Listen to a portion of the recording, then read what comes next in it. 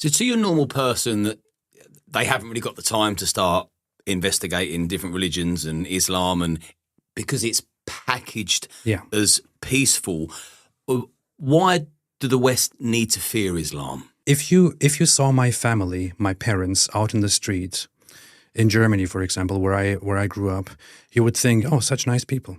Such nice, such friendly people. You know what they were teaching me at home when I was 5 or 6 years old or 7 years old? They were teaching me that that the Christians that I interact with when I go outside and when I go to school, that I should not trust any of them, that I should not befriend them, that they are basically that they are eventually, essentially all disbelievers, that they are, that they are evil, that they are filthy, and that Allah will deal with them in the end. That the time will probably come when we will fight. When we will take up arms and we will fight the disbelievers, we will fight the Christians, and we will especially fight the Jews and kill them all. This is a prophecy by Muhammad, by the way, that the Muslims will eventually fight and kill all the Jews. So I was at the same time raised by a family that smiles and appears very nice outside, and I was also like that. But at the same time, I was also taught that all these people that we smile at are our enemies. This is directly in line with Islam. When you see many devout Muslims out there, organizations, influential people, and when they tell you, oh, Islam is just a religion like any other, they are not telling you the whole truth. It is also a religion that believes in its own supremacy, in the subjugation of others, in the absolute ban of criticizing it, in the punishing of those who disrespect it. It teaches that Islam itself should establish itself as the authority over law, over everything there is.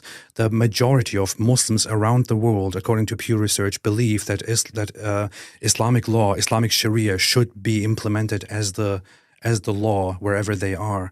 If you have more and more Muslims in the UK and in Europe, you will also eventually have more and more people advocating for implementing Islamic laws. So you already have it in the UK. I think according to the most recent poll, like 40% or so of Muslims living here say that they want some element of Islamic law.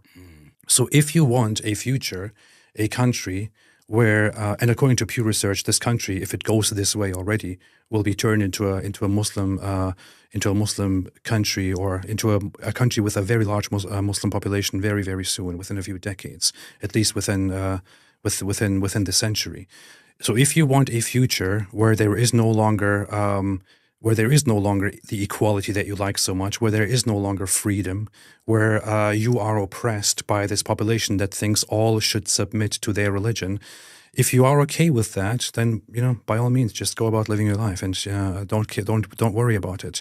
If you don't want that future, if you think it is bad to have such a future where this religion that is so hostile against others, that is so happy to be violent, that is so happy to oppress you, if you do not want that, then please inform yourself, I would say, to everybody.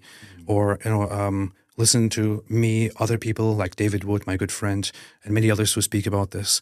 Inform yourself and spread some awareness, and tell everyone else who doesn't know that we should stop being so polite to Islam, that we should start being a little bit more direct when we say we actually do not want this anymore. We actually don't like this anymore.